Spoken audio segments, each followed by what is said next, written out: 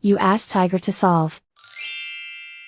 This deals with linear equations with one unknown. The final result is y equals 18. Let's solve it step by step. Simplify the expression. Find the greatest common factor of the numerator and denominator. Factor out and cancel the greatest common factor. Isolate the y. Multiply both sides by 9. Group like terms. Multiply the coefficients.